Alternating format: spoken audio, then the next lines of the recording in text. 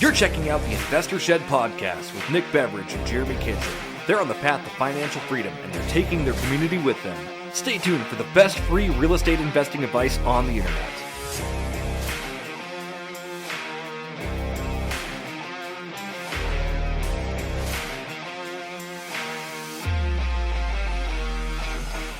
Welcome to the Investor Shed podcast, season 2, episode 14 with Jeremy Dwelling Kitchen. How are you? Nick, I'm doing so good. How are you doing today?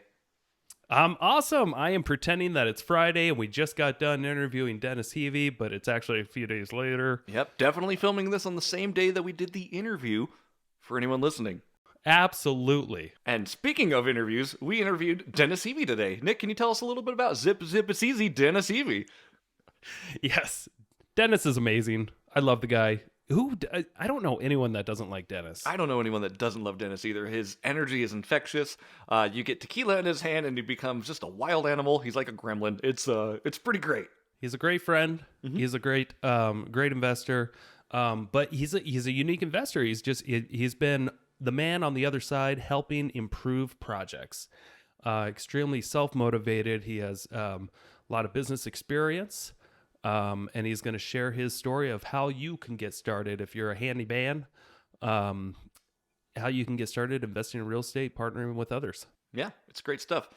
What kind of food should we be grabbing for this episode? I'm feeling a little bit hungry. So go to Taco Bell, get a half-pound burrito, get plenty of mild sauces, throw it away, go to Adelano's and get the Coeur d'Alene chicken burrito. You're going to love it.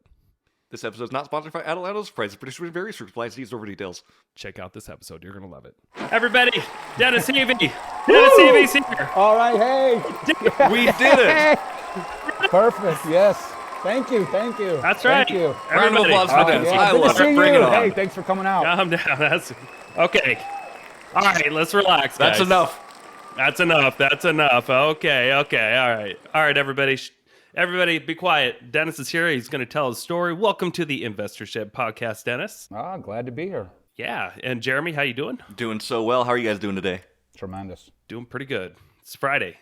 Oh, yes, Friday. I don't know what that means. Yeah. But Yeah, exactly. We're all self-employed. Yeah, exactly. Yeah. But it is Friday if you look at a calendar. Yep. All right, this is starting off really good. Yeah. So, Dennis, we haven't heard from you in the Investor Shed podcast yet. Why don't you tell us about yourself and kind of what the projects you're doing, most likely, like what got you into real estate investing? So, my name is Dennis Heavey, born in Southern California, 1970, way back. I've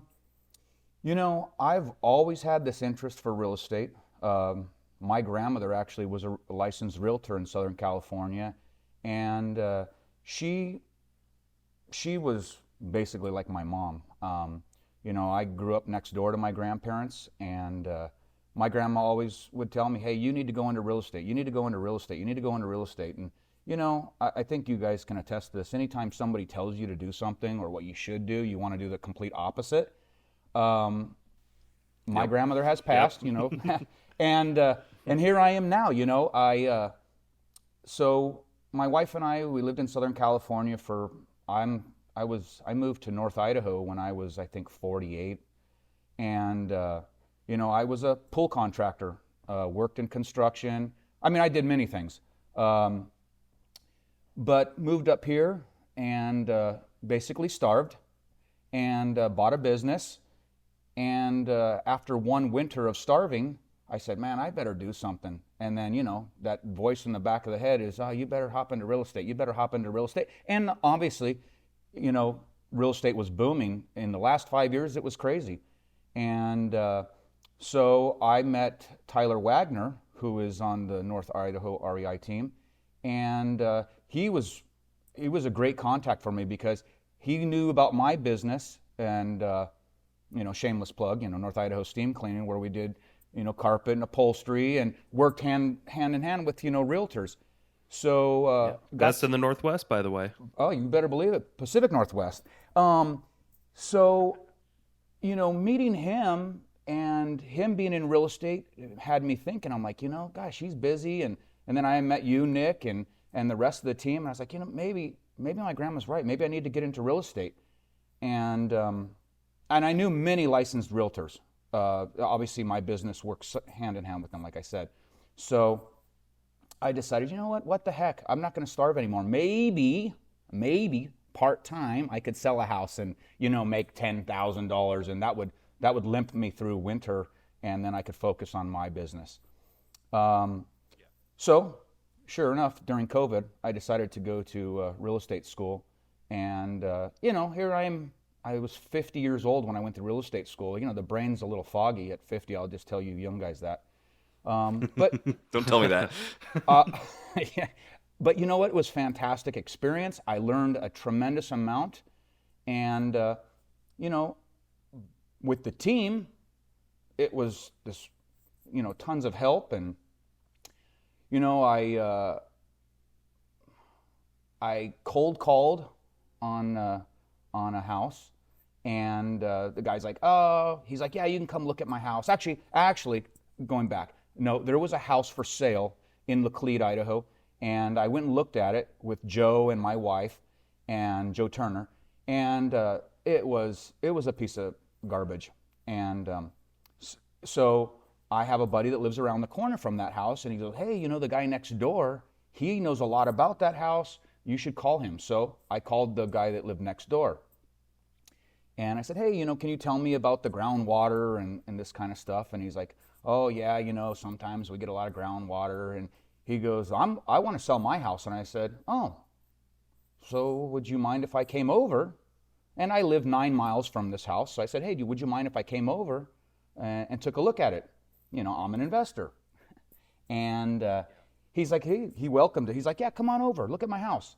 So I went and looked at his house, and we're walking through the house, and he goes, are you a real estate agent? And I said, well, as a matter of fact, yes. And he goes, oh, okay, cold shoulder, heard this. I was a used car salesman basically to him.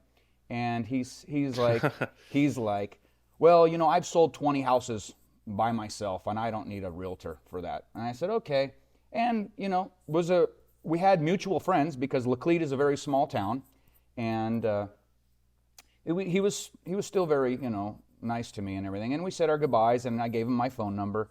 And 2 weeks later, he calls me. He goes, hey, Dennis, if you'd like to list my house, I'd love to list it with you. And I was like, holy crap, what do I do? This is my first cold call, my first listing, and yeah, I passed real estate school, but I mean, come on, it's made for you to pass.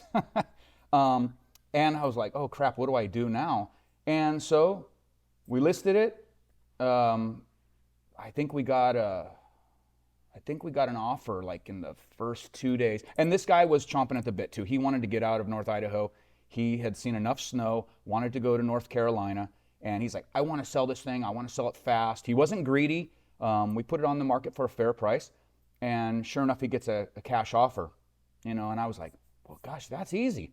Well, here's my chance to, augment my income with what I was doing before. And I'm like, oh, this is going to work out well. So fast forward, we sold the house, and it happened so fast that he was freaking out. And, I was like, well, geez, isn't this what you wanted? And I was like, I don't know, this is such an emotional roller coaster for people. And I just didn't feel it. Now, going back, I had already done a fix and flip with Nick and Joe Turner and Tyler Wagner. And I really like that because I'm a pretty hands-on guy, and I know how to do quite a bit of things. So I really like that. But I was looking, for a little bit more.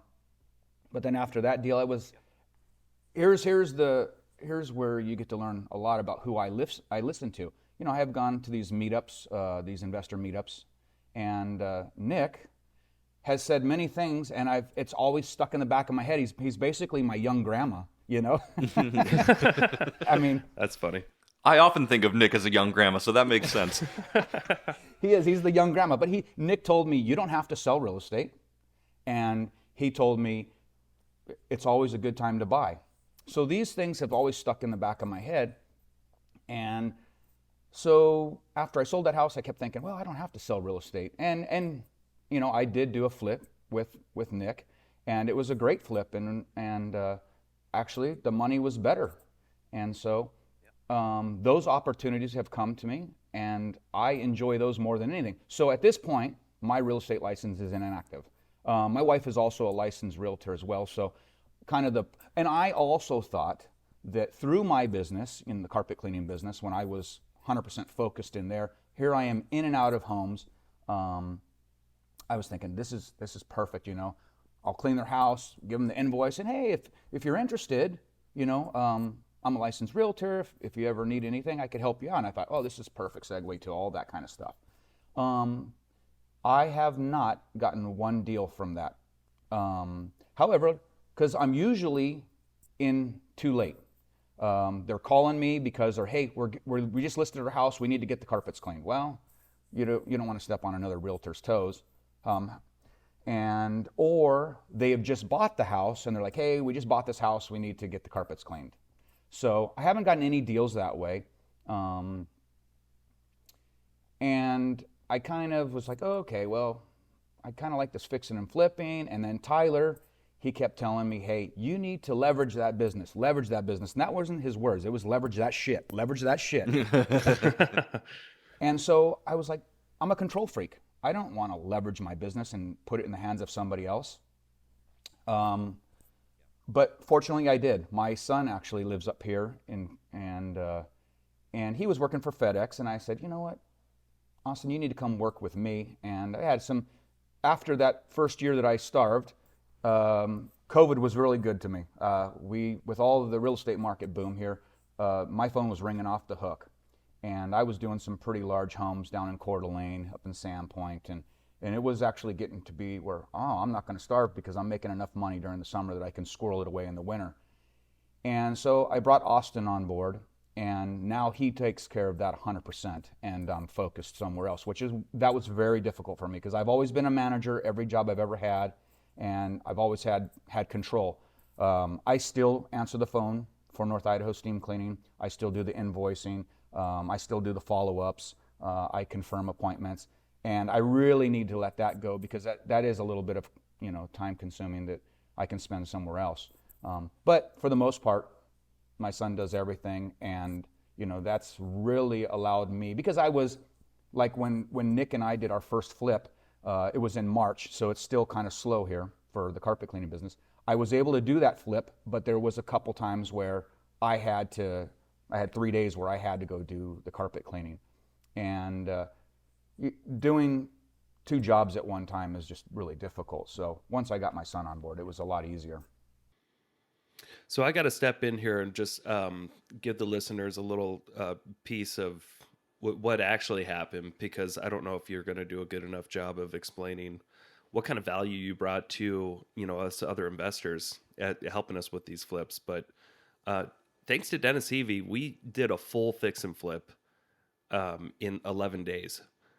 And I've been flipping houses for a while, and it was just insane, the amount of speed and the quality of work that was done. And this guy's Dennis is not a contractor, mm-hmm. But you wouldn't have known that he's not. And you're just so friendly and easy to deal with, and it was a no-brainer to want to partner with you on other flips. And so you've got to experience what it was like kind of being on the front end of real estate deals, talking to sellers. And it just takes a different set of skills and ambitions, and it's not something that most people like. And at least you kind of got to experience that and identify that pretty early, even though you're totally capable of doing that. But you just jumped on board with what you enjoy doing. You want to be a part of like taking a house and turning it into something that looks much better.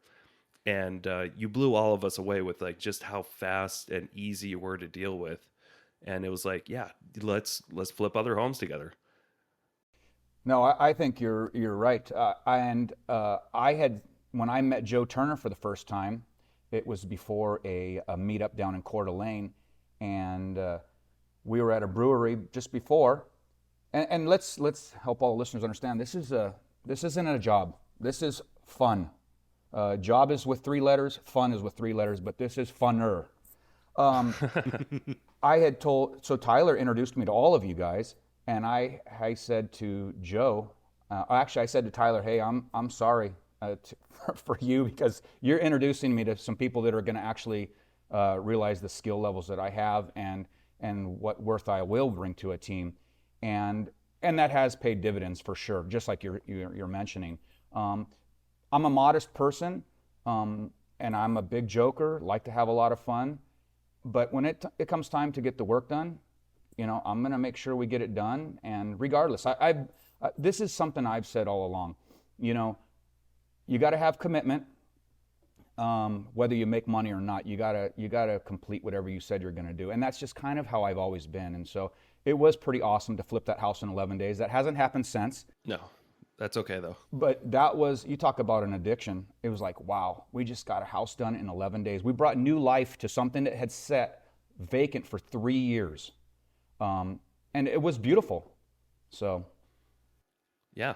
Yeah, and it sold quick. We made a lot of money, and it was just on to the next project. And then you got to experience. Tell us about the next project you jumped into, because this was a beast compared to the first house we did. I mean, we kind of had a leg up with the year. The house was only built like 10, 13 years prior, but it was still a full remodel. I mean, it did flooring, paint, new kitchen, new utilities. There was a lot of work.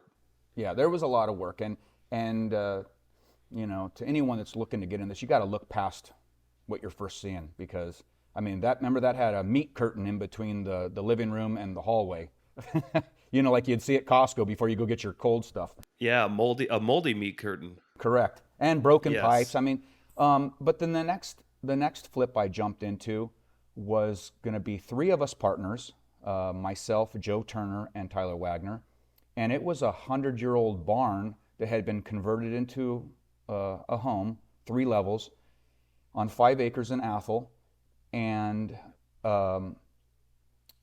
for me, because I'm in the cleaning industry, I walked in this house and the smell of cat urine and dog piss was like, oh, this is money, because that deters a lot of people.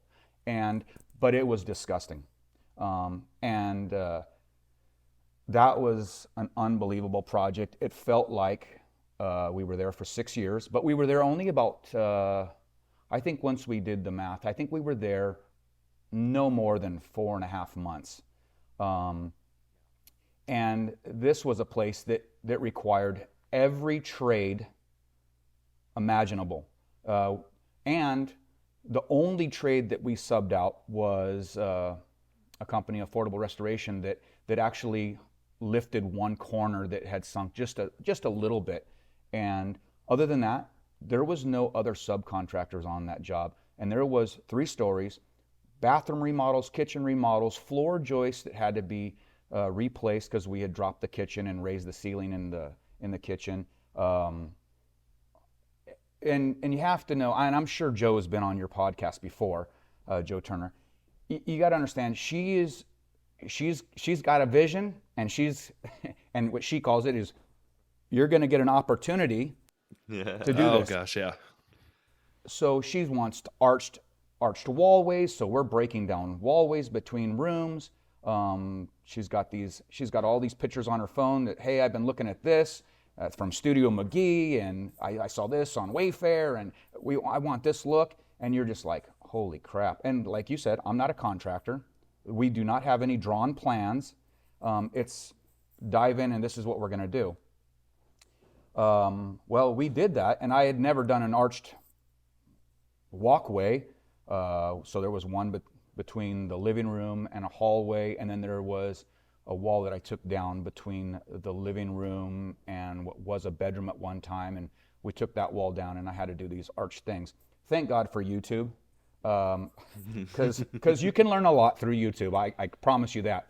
But we pulled that thing off, and it was amazing, because I never thought we were going to get done there. It was the hottest summer that we had here, and I was in a marshmallow suit on the outside and a man lift painting cedar shake or cedar siding, and with, it seemed like 200 gallons of this paint, and I was just dying. And then one of the partners happened to go on vacation during that painting, and so it was Joe and myself. Oh wait, did I say someone? So that was pretty tough, and it was pretty trying. However, Joe is an amazing cheerleader, and she can keep you motivated. And if you're not motivated, she'll make you motivated. So we did get through there. And, I got to say the one walkway, the arched walkway from the living room to the hallway looked more like a cucumber with a mushroom top. And so we had to change that. That didn't look right. And, she was fine with it, but I was like, no, we got to change this. So, but that was an incredible flip. And if anybody out there listening wants to actually like see a video of this house, it's on my YouTube page. I think it's called The Legend of the Barn Dominium. Yeah, that sounds about right. Or something like that. But if you want to see what the finished product of this house looks like, and me in some short shorts, go check it out. We'll actually link it in the show notes too, so it'll be good there. You really should, because everyone should see that. I mean, that was incredible. And I got to tell you, Dennis, I was a little bit of a pessimist when you guys bought this property.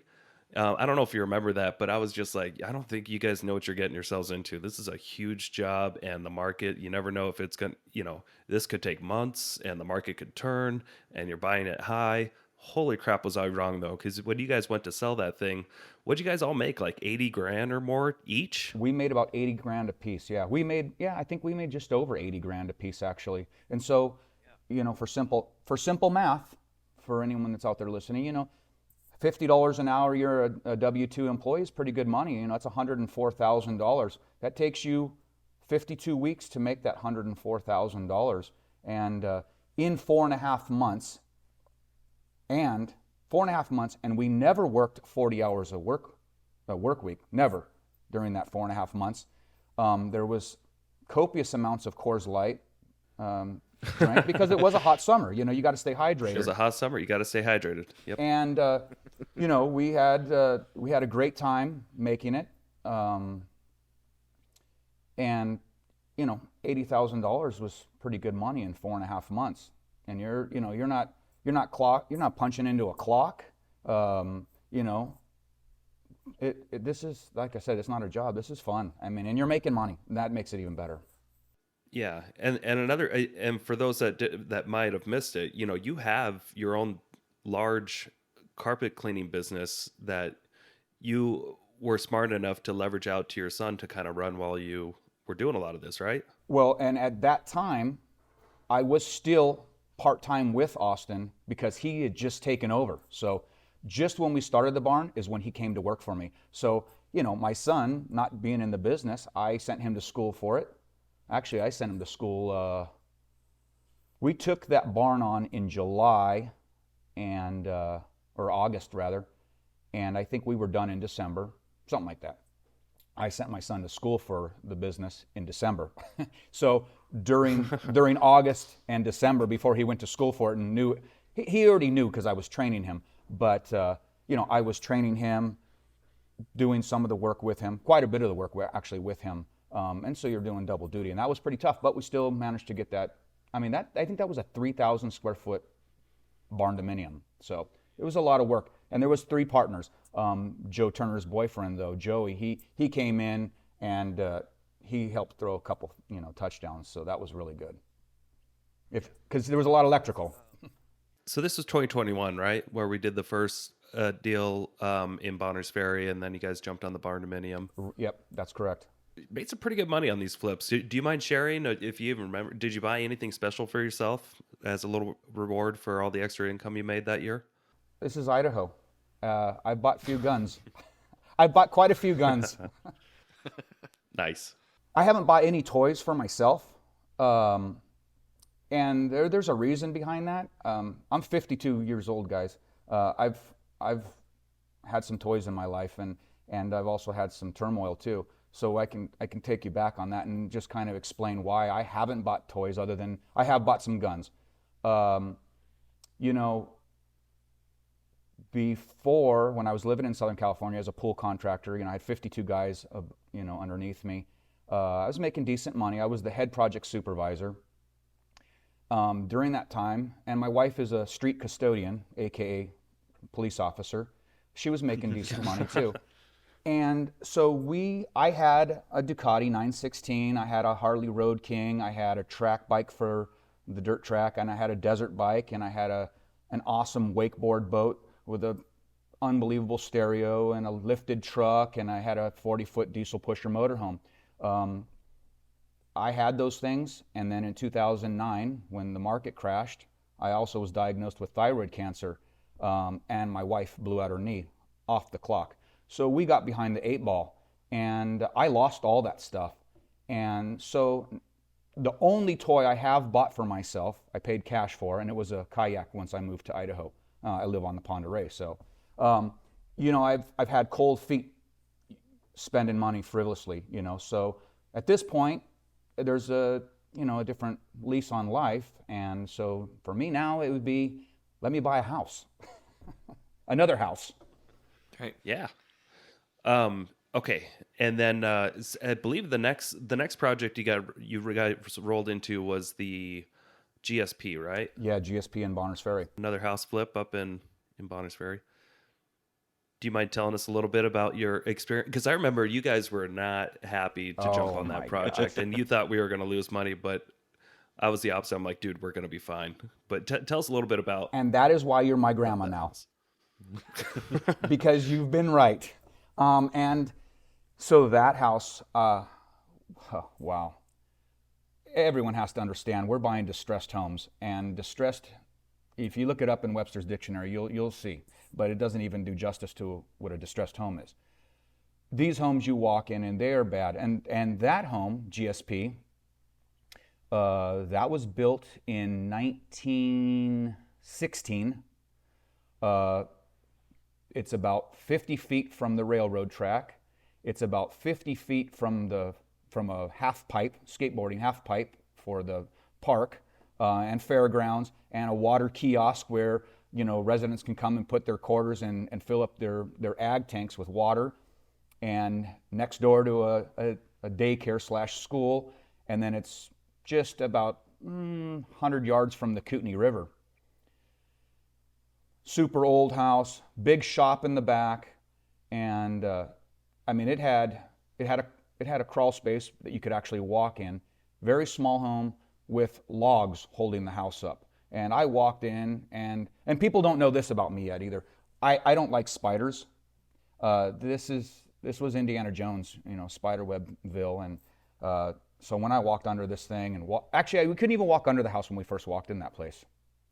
There was so much stuff in that house, and it is just crazy. But I thought, and Joey thought, we should probably get a bulldozer and just mow it down and start over, or get some matches and burn it, because that one was pretty rough. So especially we've been spoiled by Comanche, that 11-day flip, because that house was in really good shape and it was really just a cosmetic fixer. Yeah, that was you don't get those opportunities in flipping houses. No, I think that's how you baited me in. Like, hey, let's give him this easy one. Yeah, give him a nice easy one, and then we'll make him do all the tough work. I love it. Exactly. So just for everyone listening too, real quick, what does GSP mean? I know you guys say that acronym all the time, but what does that actually mean? That acronym was created by Nick, and so he's probably the best one to. Well, it was Joe and I together. So we did our initial walkthrough when this place was tenant occupied, and I remember there's an old lady sitting in her rocker chair, or covered in filth, and some other older people were taking us around the place, and they're just, you saw the house. It was pretty disgusting. But the smell of the house, Joe and I had a debate the whole way driving back from Bonners Ferry. What was that smell? And then we decided it was a combination of three things. It was the grandma smell. Everybody remembers what their grandma smells like, or some sort of a lady who's been living in a house for 40 years has a very distinct smell. It also smelled like smoke. Mm-hmm. Big time. And it also smelled like poop. Oh. So we called it Grandma Smoky Poop. Interesting, because I always heard it was Grandma Stinky Piss. Nope, Grandma Smoke. It could have been that too. Grandma because Smoky Poop. There was quite a bit of urine in the back room, and there was a lot of poop in the front room. Wow. And those were from animals. From animals, so of course, but it was an interesting combination, and then hence the name GSP. I love how every project you guys end up doing ends up getting a nickname of sorts, like the barn or Shorties, or we do Violet. They all have their little nicknames, so we know exactly what they're talking about too. Snake house, the cat house, Oh yeah. the bark house. Yep. So yeah, continue with your story about that though. I mean, tell us about GSP a little bit more. So that house was, and people have to understand this. You go in these houses, and yeah, you need to fix them up, and but that one was that was tough because it was like there was only two of us doing the work there. I think Joe came in and did some painting. Yeah, she did some painting. But that house was pretty tough, and myself and Joey, we kind of, I'm not going to say perfectionists, because you don't make homes that are distressed perfect. You can't. I mean, not if you want to make money, because you would be mowing them down and rebuilding them. Actually, that's funny we're talking about this house, because Joey and I installed a door on a closet we framed yesterday, and we built this closet and put this door in, and the door went in like 10 minutes. And that was because we framed everything ourselves, and it was all straight and plumb. That house, we installed two pre-hung bedroom doors that took us all day. And that's because that house had been built so long ago, and it had wallboard over wallboard over wallboard over wallboard, and it just is not conventional framing. And so it took us a complete day just to install two pre-hung doors, and that was a lot of sawzall going on, skill saw going on, and it was like, oh my God, it shouldn't be this difficult. And then you got Joe, who was our project manager, if you will. You're like, oh my God, if I tell her it took us all day to install two doors, we're going to get fired from our not job, our fun. And we don't want that. So that was really tough. There was a ton of trash to remove from that. I don't even know how many trailer fulls and how many tires and rims and pallet boards, because this big shop had a bootlegged bathroom kitchen in it, with a light switch in the bathtub, or in the bathtub enclosure. I mean, there was a lot of stuff we had to demo just to get to where we could make this place even livable. And it had a train car on it, which was super cool. I've always wanted to buy a train car, an Airbnb one. So I was like, oh, this is pretty cool. And it kind of gave me some ideas when we were working there. But that one, that was a pretty rough house. And but you get through 75% of this, and you're like, man, I could live here. This is nice. And we did a great job. I mean, but it took a lot of figuring out and a lot of molding to cover up stuff and make stuff look right, because it was really, really bad, and it didn't have, it just didn't function as a house really. I mean, it did for those people, but the one thing that we're doing is we're breathing new life into something that's been distressed and forgotten about, and that's kind of rewarding. And when we sold that place as fast as we did, and for as much as we did, with the train being 50 feet and rattling the house every time it went by, and it happened to be near an intersection, so guess what? You hear a nice horn.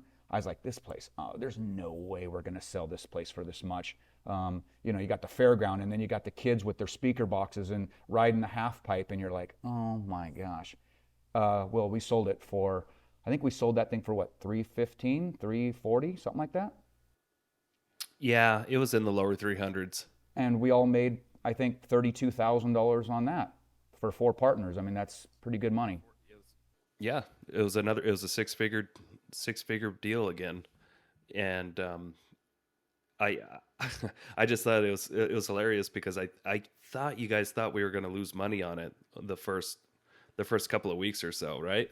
I was like, we should have bought this thing. I remember telling you, I can't remember. I think we paid, I can't remember what we paid for that place, but I was like, there's no way. We should have paid $85,000 or $100,000 for this house, no more than that. And but that just shows how green I was in this business, and what I didn't, know. So, but we made money. We made money, and we sold it. We sold it quick. Yeah, well, because it looked nice. It was easy. Mm-hmm. It looked beautiful. But yeah, and that's something for anyone out there listening. The difference between fixing and flipping a house built in the early 1900s versus, 10, 20 years ago, it does take forever. And it's almost impossible to account for all the time. Like, just like you said, just hanging two doors took a whole day for two very skilled people. Um, it, you would have never put that in your spreadsheet if you were trying to account for all the labor, materials. You just kind of guess and just make sure you get a really good deal on these older houses, because it's going to take a lot more time than you think. That's absolutely key. You're right. You have to get a great deal, and you have to have somebody that can kind of you had a great spreadsheet for that place, actually. But you have to know kind of what things cost. So, myself, I have a pretty good relationship at all the employees at Home Depot because I'm in there every single day. I know what things cost. And I have done this, not the fixing and flipping for a long time, but I was in the building trade. So you kind of know what it's going to take as far as time. I would have never guessed a day for two doors, though, on that. I would have said, oh, we'll get it done in an hour. Well, no, it took a lot longer. So, but you just need to know what things cost, and so you can figure that, we're going to make some money. And then it's a smart decision, Well, I don't know if they're smart decisions, but That's really cool. I really love your story because I love what you're doing. What you've done is essentially you've taken something that you are good at and you've made it into a skill for yourself and other people. So when you're doing these projects, right, like a lot of times you're coming in with zero money down, but you're coming in with the skills and you're coming in with the good mindset and you're coming in with the can-do attitude to get this stuff done. Can you tell us how valuable you think that's been to you? I have never looked for work once in my life. It's always come to me. So it's probably my biggest asset that I bring to any team is that I've got the can-do attitude. I'm always positive. Now, I'm always positive in front of all of the team members. I might drive home and go, holy crap, what did we get ourselves into?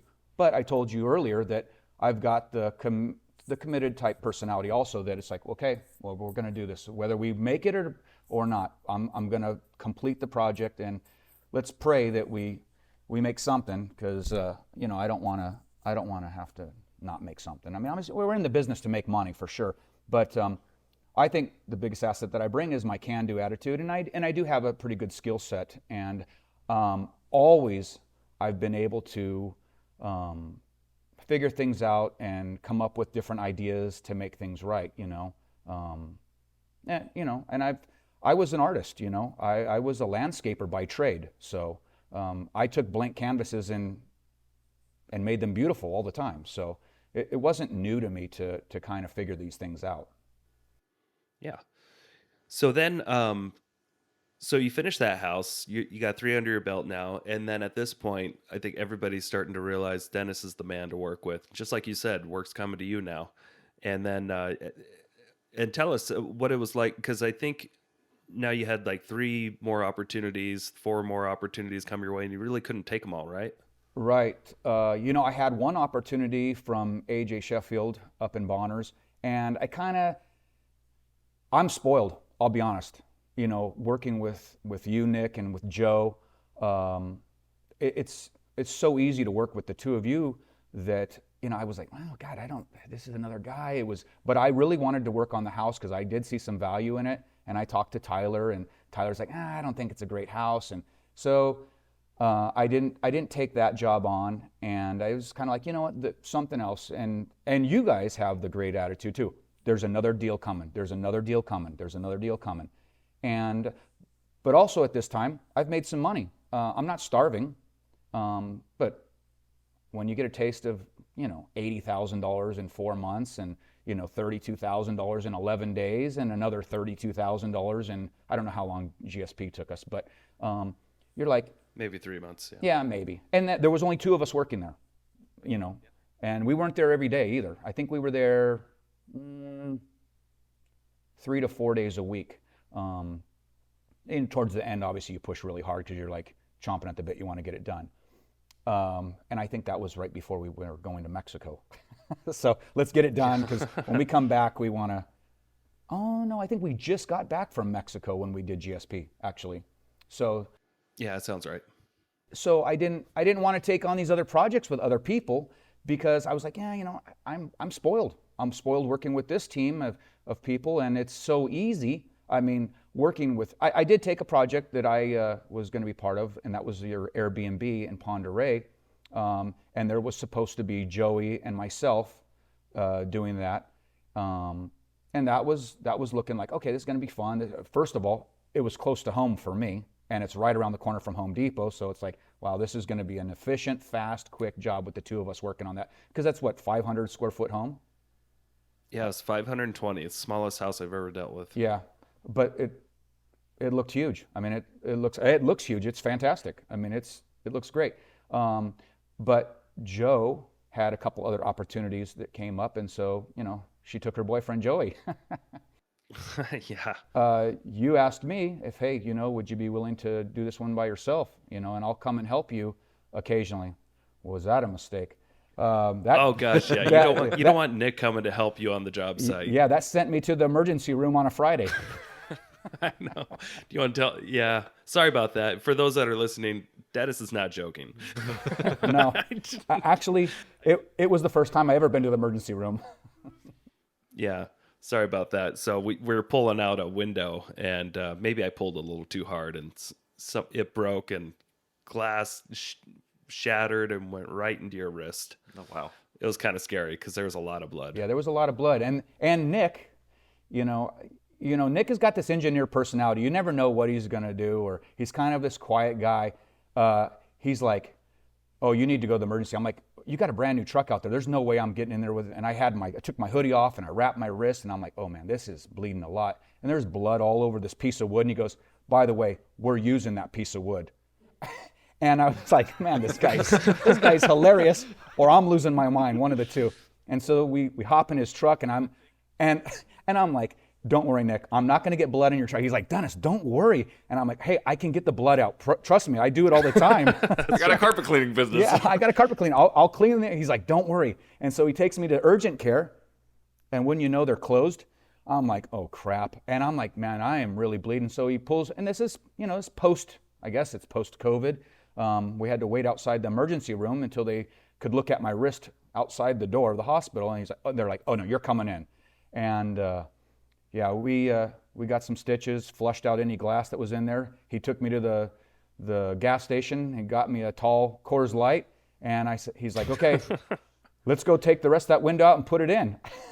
So we finished off the day, and well, we couldn't leave it open. I mean, for crying out loud. So we installed this, and it wasn't like it was a small window. That was a 4x6 window. It was a huge window with 1/4-inch plate glass. So, but we got it done. That was the day that Nick helped me on that 502 or 504 square foot house. I'm like, hey, Nick, I think I got this.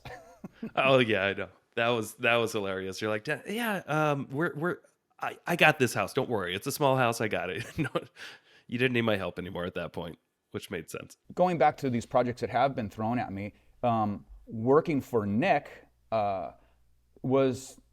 Nick is a busy man. He was busy that summer. And I was like, this is way too easy. And I'm like, I would send Nick, updates. Hey, Nick, this is what I did today. Oh, great, Dennis. Thanks. It looks great, Dennis. Great. Hey, Nick, what kind of materials do you want? Whatever you think is great. And I was like, this is like working for myself, but with somebody else's money. And it was so incredibly easy working for Nick. And Nick trusted me.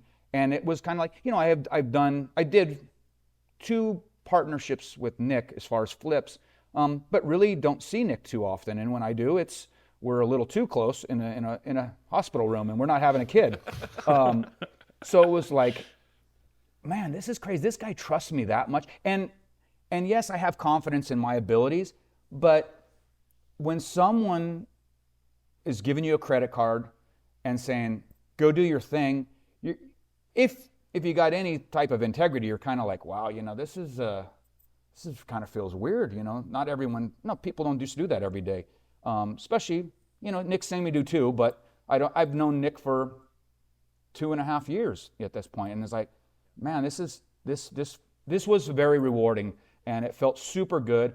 And then, obviously this bait is tasting really good, and he's got me hooked. And so I don't want to take on other projects with other people. As a matter of fact, I reached out to AJ Sheffield recently on a house we were gonna go look at to buy, and he's like, hey, well, do you partner up with anybody else? And I said, yeah, I could, but I'm stuck with the group that I work with, and I really like working with them. And I said, oh, okay, great.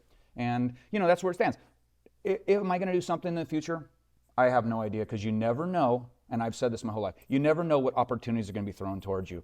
And so that's where I am today. I'm working with Joe and Nick for now.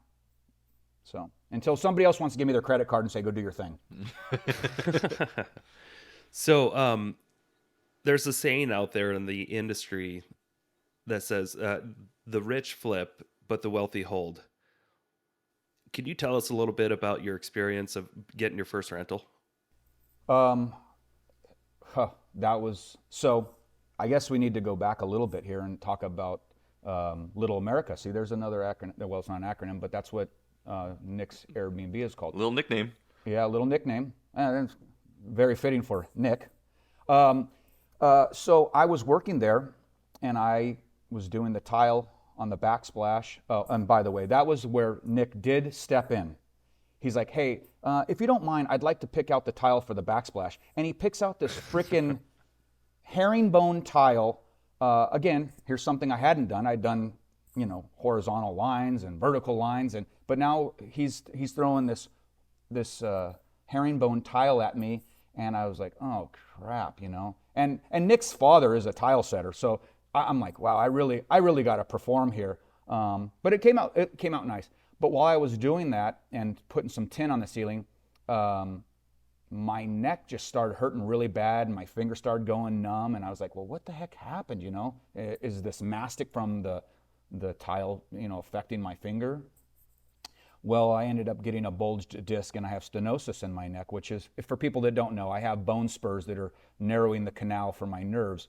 And so I actually took a month off for Nick, and Nick had another project coming at me, and Joe had another project coming at me, but I was like, at this point, I was in so much pain, and I'm not a person to take meds or anything like that. I was taking some Tylenol and stuff like that, and it wasn't doing anything, and I didn't want to get thrown in the matrix with the doctor, so I was like trying to, I bought stuff off of Amazon, a neck stretcher. So I have a long neck, and that's just because of this damn neck stretcher. So I took that month off, and I didn't feel any better, and so I went to an acupuncturist and I felt a lot better, and finished off Little America. And Joe Turner says, hey, Dennis, there's a house in Laclede, 9 miles from your house. You need to go look at it, and you need to buy this, because you can't do this forever. You need to get something that's bringing you some passive income. And at that same time, I was like, well, that sounds fantastic. How do I do this? And Nick had a project, Shorties, coming up, and that was going to be, I think that was going to be a pretty good moneymaker for me. At least it was presented to me as a pretty good moneymaker, and I was looking forward to it because it was in Priest River, not far from my house again, so it was like local now. I'm not driving an hour to get to it. And I had to bow out of that because I was in so much pain, and I told Nick, I just don't know if I can do it. So instead, I got Shelby and flipped that by myself with my wife's help in 2 months, while doing another project up in Bonners Ferry. And actually, my wife has a walkthrough with a potential renter today, and that's was phenomenal, putting that thing in my name, and doing what I wanted to it, which it looks no different than any of the other flips that we do, because we have pretty good taste, I think. And that one was fantastic to put under the belt. It was very rewarding. I mean, once I get a renter in there and I'm not bleeding a monthly payment, it's going to be even better. But that thing, I bought it for $215,000. $11,000 wasn't expected that I spent, and that was for a replumb of the septic and some mold remediation in the attic.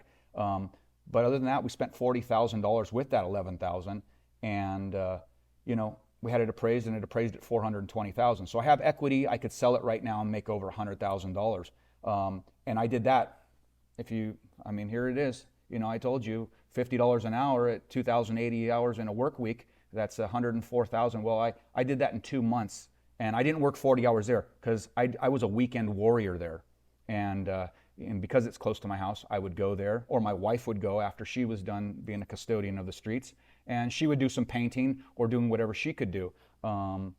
And that one I flipped pretty quick. I mean, honestly, if that would have been a house that we would have bought as a team, that would have probably been another 2-week, 3-week flip, because it just needed a kitchen, 2 bathroom remodels, and flooring and paint. So it was pretty cosmetic. And that house looks really nice, and that feels super good, and that is going to propel me into the next one. So I'm super excited. How did you buy it, by the way? Did you buy it on hard money, or did you buy it conventionally? I bought that on hard money. You know, Joe just basically took my hand and walked me through the whole process, got me in contact with hard money lender. Actually, we bought it together, and then she funded everything. And it was the idea was either her and I are she's gonna fund the whole thing, we're gonna flip it, make some good money, or I'm gonna refinance it into my name and keep it as a rental. And it only made sense for me to keep it as a rental. It's so close. If there's any repairs that need to be, it's just made total sense for me to keep it. And like I said, if I got desperate, I could sell it. Hopefully, even in slow time, I could sell that house. It looks really good, and it's in a great place. And you just finished this around Christmas time or something like that, right? And put it on the market, the rental market. I took keys to that place on September 22nd, and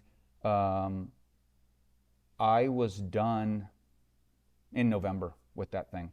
And it's been on the market on Zillow since December 1st. And, I had a lot of interest, but obviously it's a slow time of year. And winter's a hard time to get renters for sure. Yeah, absolutely. But I did have a lot of action. People just didn't have the same kind of money that I needed for it, because I did refinance that into my own name with hard money. And the hope is, I'll get a renter in there and refinance it when interest rates drop, and then I'll be making some money. So, yeah.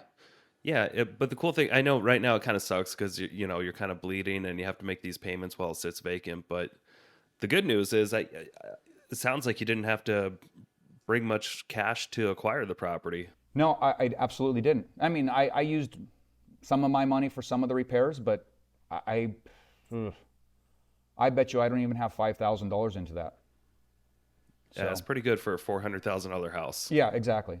So, I mean, I love Vegas, and $5,000 has never made me $100,000. I can tell you that. $5,000 has usually made me negative $3,000. Oh yeah. It's a heck of a gamble, but it's pays some huge dividends. Well, I don't even think real estate's a gamble. Like you guys, you bought right, and you're put yourself in a position where you have equity. It's not a gamble at that point. It's mathematical, right? Right. And we all know it's cyclical. So what goes up comes down. Goes down comes up. I mean, and my grandma told me, real estate will always be your best investment. My grandma Nick said that it's always a good time to buy, and regardless, you're going to make money in real estate. I can tell you on my own personal home, I bought it 5 years ago for $347,000, and it's worth 3 times that at least now, and that's in 5 years. I don't know where you're going to go make that kind of money. No 401k is going to pay you that. It's a no-brainer, like you said. Your grandma and Grandma Nick have good advice. They're definitely good people to listen to for sure. It's crazy. One is filling this ear and one is filling the other ear. So it took me a long time to realize that this is where I needed to be. And there's no doubt it's where I need to be. I feel the most comfortable in this position. If I needed to, I could reactivate my license and put on the salesman, act. And I hate to say act because really it's not an act. You just have to be yourself and provide something for someone that they're going to make the ultimate decision on. You just show them something and no one is going to buy something that they don't want to buy. Hopefully. You just wrapped up that project, and then you're wrapping up one more project, right, in Bonners Ferry. That sounds like it's almost done, right? What's the name of that house? That one's called Trash Pile, and that was another one. Yeah, that was another one I walked into while the people were living there, and I was like, holy cow. And I thought we overpaid for that one. That is called the trash pile because the kid that was living there, 20 something years old, he had trash piled from the light switch to his twin bed. That's a ridiculous amount of trash. And there was trash everywhere. There has a full basement. There was trash, and there was, I think, 5 litter boxes stacked on top of each other that were never cleaned. They just would buy a new litter box, throw litter in it, and the cat would have to jump up there. Cats, they're pretty agile. They can jump up in those litter boxes. That could have been called GSP, Grandpa Smoky Poop, because there was a lot of poop and a lot of smoke and a lot of trash. So that was a tough one. But that one, we're at that point. We're like, gosh, I could live in this house. This is a great house. And that is the most rewarding part for me is these houses.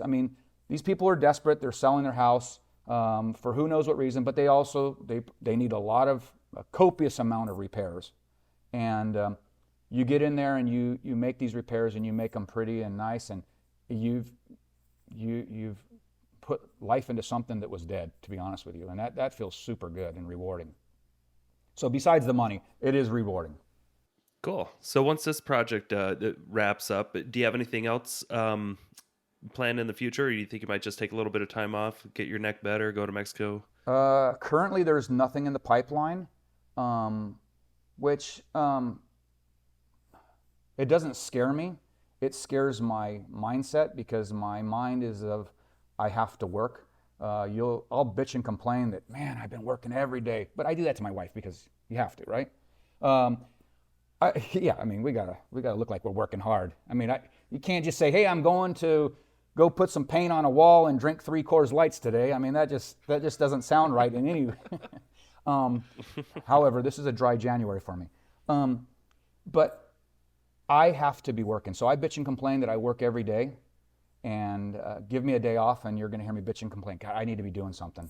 So that kind of scares me a little bit because I need to be doing something. However, my wife has plenty of projects for me at this house. I got to do a closet. I got a lot of I have a nice home, but nothing is perfect for the wife. So there's some honeydews that I need to do, and maybe that's what I'll do in this time off. But yeah, we're getting ready to leave for Mexico on a company trip, which is fantastic, where we get to all bond together, and that's been really rewarding as well because it brings us together on a different level. Yeah, we put on our hats and go and knock out this real estate investing.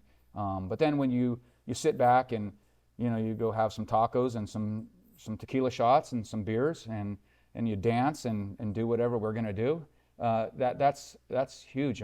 This is funner. This is much funner. Awesome. Well, we're happy to have you part of our inner circle. Well, I'm happy to be here. Thank you. Yeah, absolutely. Yeah. So we're going to start winding down with the episode. Dennis, I did send you a couple questions. I do know I was going to kind of alter one to see what you thought of this one. I was going to ask you what your favorite business or investing book was, and if you don't have one, who's your favorite action star? So I have read some books, and I was on a trip to Mexico, and I had gotten a life insurance license at one time, and I did read one book in investing. And I think it's called Instant Millionaire by Aaron Bach, I believe. And I read that book in the flight. Most books are like melatonin for me. They will put me to sleep. And I have that personality. I got to be moving, And to sit still and read something, it's exhausting to me. So that was a good book, and it did keep my interest, but I can tell you that's not how you become an instant millionaire. You want to be an instant millionaire, you better hop into real estate investing. And action actor? Wow, I don't know. I don't know who's my favorite actor. I don't have one, Like Schwarzenegger, Stallone, Jet Li, Jackie Chan? No, I like the Fall Guy. Who was that, Lee Majors? I'm born in 1970. So, this is way before you guys. Yeah, it is. But that was a fantastic show, and I really liked it. I was like, I want to be the $1 million man or, the Fall Guy. So Lee Majors was good, but I do like Jennifer Aniston. She's pretty good action. Yeah, she does some good action stuff. Absolutely. Next question I have for you, Dennis, is if you had $30 million gifted to one of your bank accounts, what's the first thing you would spend that money on? Gosh, that's a question. I did read that question, and my wife and I talk about this all the time because here we got what tonight's mega is 1.3 billion or something, and we're like, what would we do? My wife goes, well, you'd be working still, and I'm like, you're absolutely right, I'd be working still. I believe it. I absolutely believe it. I really would. I can't. It's hard for me to relax, guys. What would be the first thing I'd buy? I'd buy more homes. I would invest it in real estate. I really would, because not only is that good for me, but that's building a legacy for my family. I have 3 children, and I have 4 grandkids, so that would build a huge legacy for my family. And my wife and I did say if we did have that kind of money, we would probably buy each one of our kids a house. And this is so, it seems so cliche. We'd buy them whatever car they wanted, but so they would have a house and a car. So these are the 2 major things you need in life, right? Besides food. But then we also said we would buy them a business of their choice. So if they want, what kind of business? So my oldest son he's a licensed rock climber. Maybe we would help fund him his own rock climbing guiding company. And then Austin, the one that works for me, maybe I just hand him over the steam cleaning business because $30 million. Do I really need the headache of, hey, there's some dog hair left in my carpet? No, I don't need that. So and he would make plenty of money to take care of his family.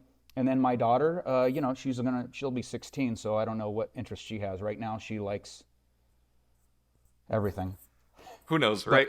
Yeah, who knows? Who knows? At 16, I had no idea what I was going to do, but my grandma was telling me, you need to be in real estate. You need to be in real estate. So I think that's what I would first spend my money on is building that legacy a little bit stronger for my family, and then maybe a side by side and another gun. I'm a simple guy.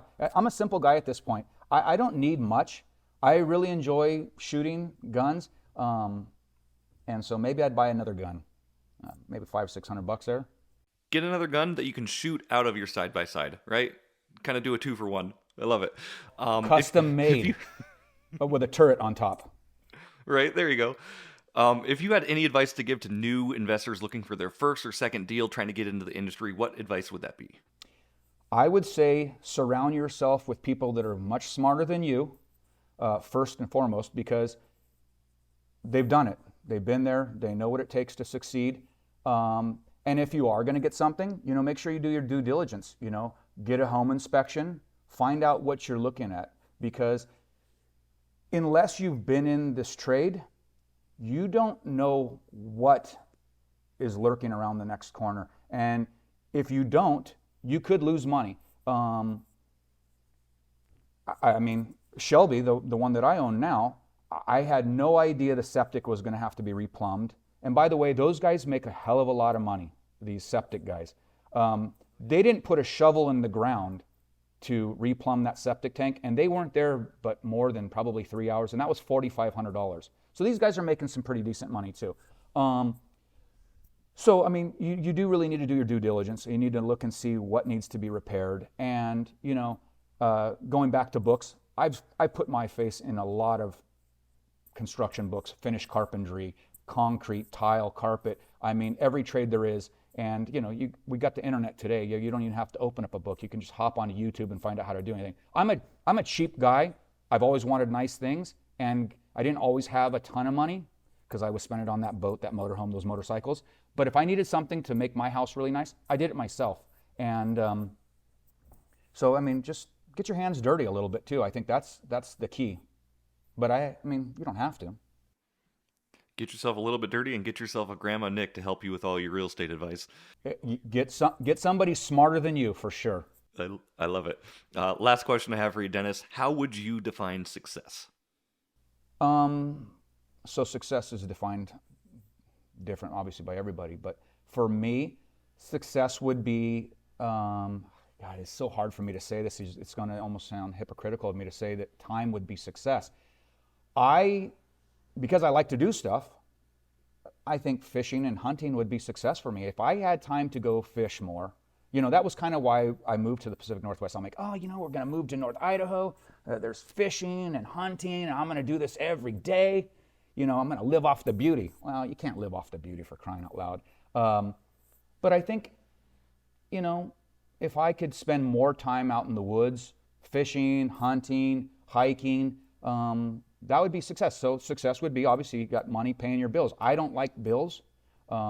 If I get a credit card statement, I get online, I pay it right then and there. So if I had money coming in, taking care of that stuff, and I could go do the things that I enjoy doing, which success is going to be buying other homes and fixing them up. I mean, that is rewarding. It feels successful.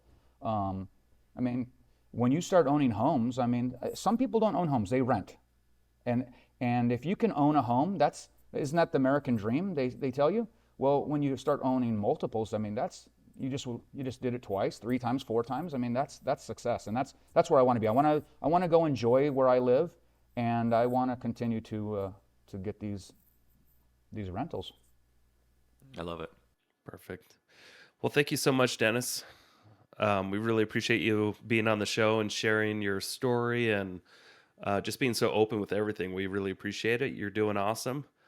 I hope we have a lot of fun in Mexico. We're going in just like 3 weeks, so look forward to partying. When we'll take a break. Be a good time. Dennis is always a hoot in Mexico. Yeah, we're gonna have fun. That's success right there. Come on, we're gonna be in Mexico having a good time and with great people. I don't know. It works. It's fantastic. So I appreciate you guys, and I love the opportunity, and thanks for having me on. We're happy to have you here. Is there anywhere, like, if anyone wanted to reach out to you, what's a good place for someone to find you, by the way? Well, that's completely top secret, because... top secret. They need to talk to Grandma Nick. No, if you need your carpet done, contact North Idaho Steam Cleaning at gmail.com, or, look me up on Google, look me up on Angie and Home Advisor, Contractor of the Year 3 years in a row. There you go. I love it. That's awesome. God, that's my son. He's doing well. Just look me up. I'm only one Dennis Heavey in the United States. My dad is dead. I didn't mean to laugh at that. Oh, no, it's okay. Okay. You have to laugh at it. Yeah. Yeah. Or we're gonna cry. Only Dennis Heavey. I love it. Right, one or the other. Right on. All right. Well, we will see you in Mexico, and everybody, don't forget to like and subscribe. Thank you so much for checking out the Investor Shed podcast. If you enjoyed your time, make sure to leave a 5-star rating and review on Apple Podcasts and Spotify. Follow along on YouTube, TikTok, and Instagram at The Investor Shed for shorts and promos about each episode. Do you want to be a guest or know someone who has great real estate investing advice and stories? Reach out to us at theinvestorshed@gmail.com.